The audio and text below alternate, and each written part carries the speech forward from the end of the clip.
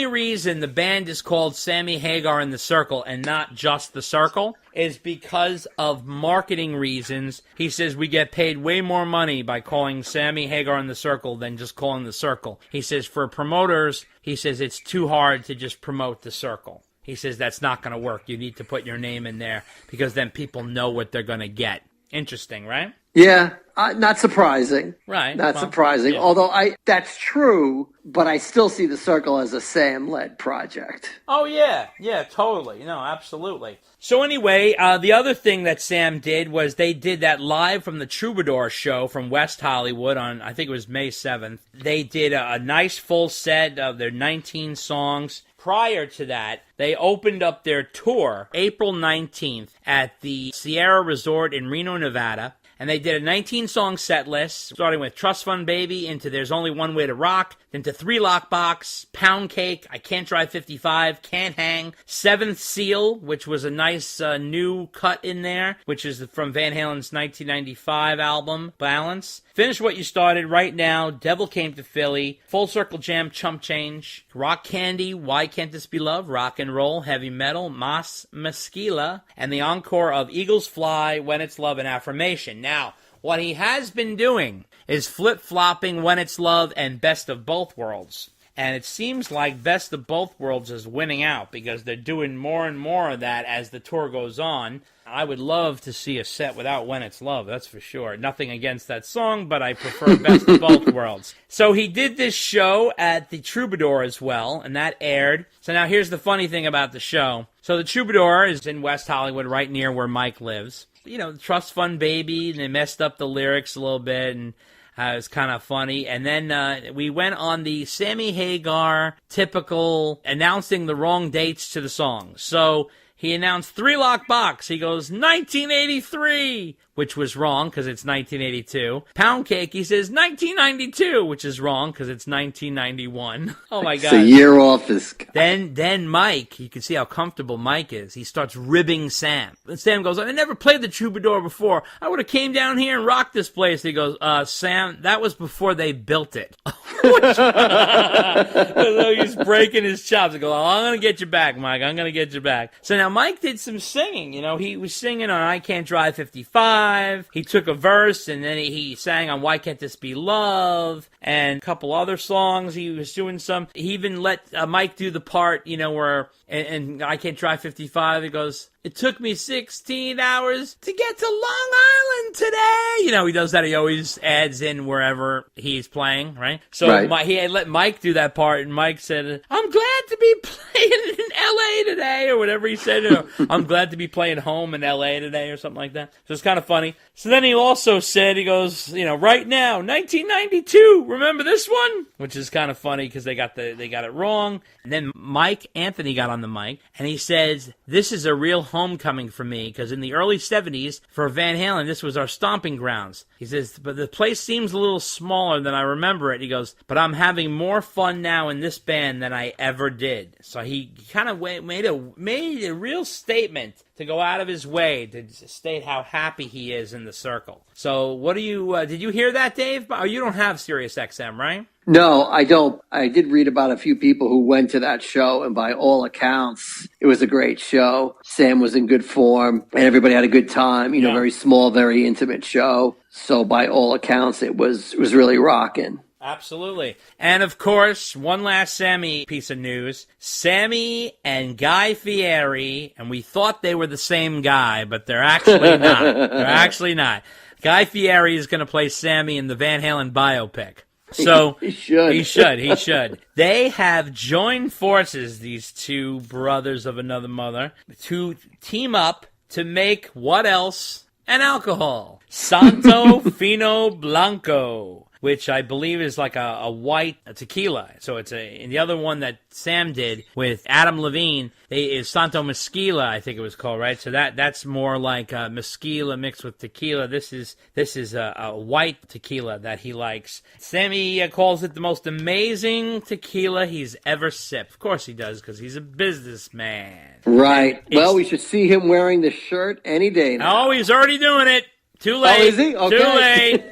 Too late. He's already doing it. He's all over the place wearing the Santo Blanco Fino, whatever. And it's coming out this month, so everybody look for it. It's in a nice white bottle. It'll probably cost you a pretty penny. Now, we are wrapping up Van Halen news with 2 items. These were kind of 2 very motherfucking quirky items. Wow, is this wild. All right, so Michael Sweet, the guitarist from Stryper. Did you hear about this, Dave? Yes, I did. Well, he came out of the woodwork, and he was on 10 Questions with Musical Mind, and he said that he wants to produce the next Van Halen album. He says, chances are, in this lifetime, it'll never happen. But if it ever did, and we co-produced together, as a fan, a singer, guitar player, writer, to pull the best out of them, and I guarantee you it would be the best Van Halen album since the first 3. Now, the funny thing is, and I thought to myself, what about A Different Kind of Truth? Like, well, you didn't like that? Well, he didn't. He says Van Halen's latest studio album, A Different Kind of Truth, was one of the most disappointing records he has ever heard in the last few years. Ugh, furious. So then he says, you know, when you feel like a band is just going through the motions and they're not giving it their best? That's what I felt about that album. I just didn't get it. Wow. So let me tell you something. I did not hear the same album he did. Yeah, let me tell you something. And the pair on him, boy, holy shit. You know what? That's something. That's something. I don't think that's true. There were 2 sides of that coin when it came to the 10 questions he answered. Like, the one side of the coin was, who is this guy to say he's going to produce the best Van Halen album ever since 1980, right? Right. And then the other side of the coin was, well, you could tell he's got a lot of love for the band. Oh, yeah, and he knows he does what would make the band successful. Mm-hmm. So who knows? Maybe he could if he could. And let me tell you something. I do know the guy is very talented in many ways, and he probably would pull out a great Van Halen album. I agree with that. I think he probably would. But I also think, he maybe should knock the king. You know what I mean? It's no, I don't think it's going to help him get the job either.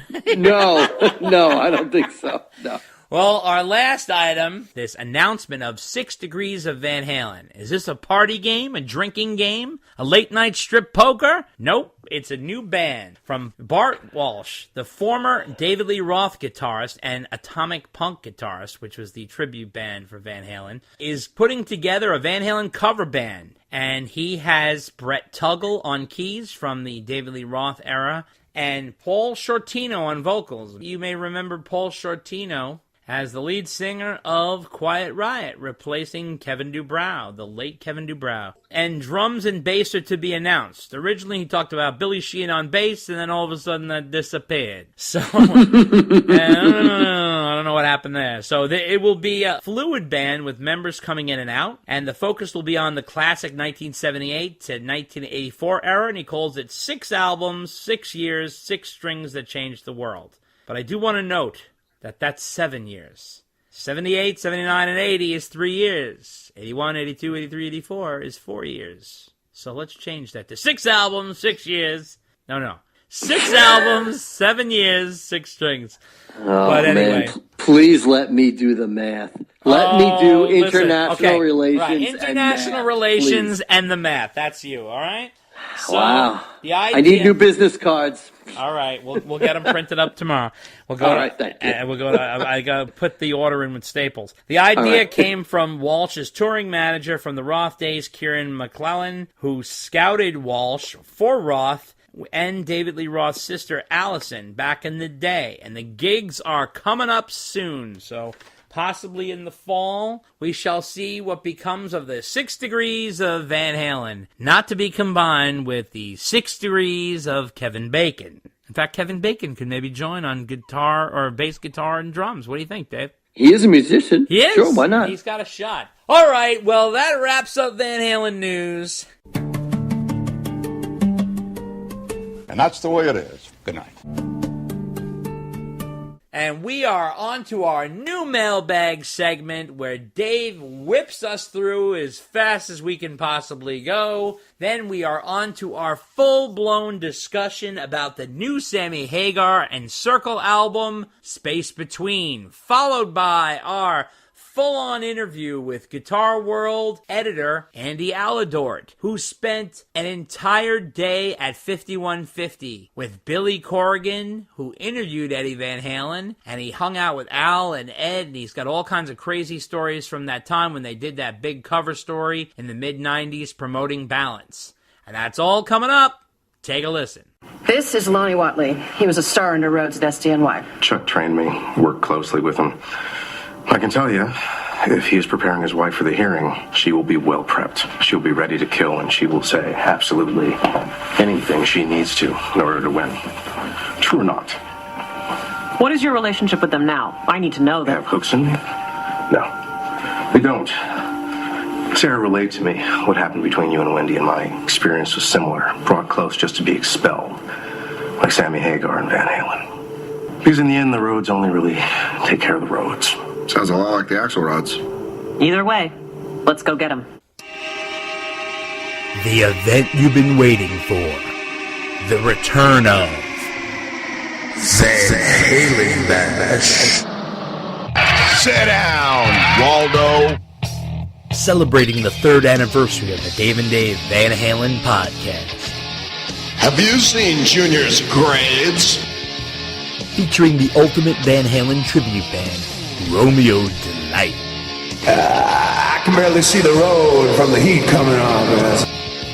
Playing all the David Lee Roth era hits and some deep album cuts. Van Halen. Saturday, June 8th at 8 p.m. at Daryl's house, 130 Route 22 in Pawling, New York. I like the way the line runs up the back of the stockings. Celebrate with Dave and Dave, who will be podcasting live, offering free Van Halen giveaways, raffles, and prizes. One break coming up.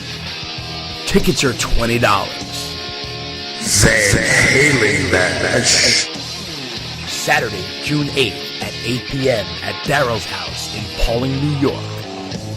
Be there. Hey, bud, let's party. This is Rock'em Sock'em Diamond David Lee Roth here, live in front of your naked steaming ears, and you're listening to Dave and Dave Unchained, baby.